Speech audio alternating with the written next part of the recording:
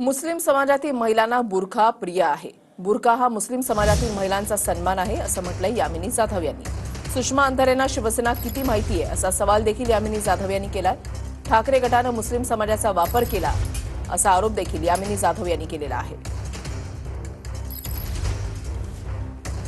आम्ही हिरव्या मतांचा विचार करणार नाही किंवा हिरव्या मतांच्यासाठी आम्ही कुठल्याही प्रकारे मुस्लिमांचं लांगुलचालन करणार नाही।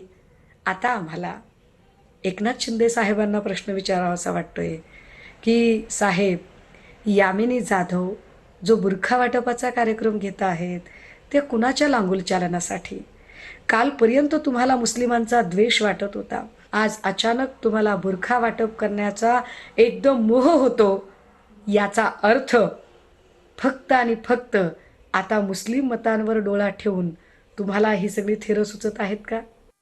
आपल्या दिवाळीच्या सणाला आपण जे आपले कार्यकर्ते असतात किंवा आपली लोक असतात, आपण त्यांना एक छोटीशी गिफ्ट घरात पोचवतो। मग त्या बहिणींना जर एखादी गिफ्ट जाते आणि मुस्लिम भगिनींना आपण काहीच देत नाही, हा त्याच्या मागचा एक हेतू होता। एक वर्षभरापूर्वी आमच्या डोक्यात ही संकल्पना आली। आम्ही सगळ्यांचे आधार कार्ड, त्यांची नावं, त्यांची लिस्ट, त्यांचा डाटा हे सगळं घेतलं आणि त्याच्यानंतर हा बुरका वाटप, कारण मुस्लिम धर्मामध्ये महिलांना जास्तीत जास्त काय प्रिय असतं, नेहमी वापरात काय असतं, तर तो बुरखा आणि तो सन्मान आहे त्यांचा, आणि त्या दृष्टिकोनातून हे वाटप मी केलेलं आहे। सुषमा अंधारे ज्या माझ्यावर टीका करतायत, यांना शिवसेना किती माहिती आहेत, किती वर्ष झाली, कोण या बाई? आणि ज्या व्यक्तीने तुमच्या दैवताला इतक्या अर्वाच्य भाषेमध्ये शिव्या दिल्या होत्या, त्या दैवताचा अवमान करून तुम्ही त्यांच्या मांडीला मांडी लावता आणि त्या तुमचं नेतृत्व करतायत, हे तुम्हाला कितपत पटतंय? आज हे लोक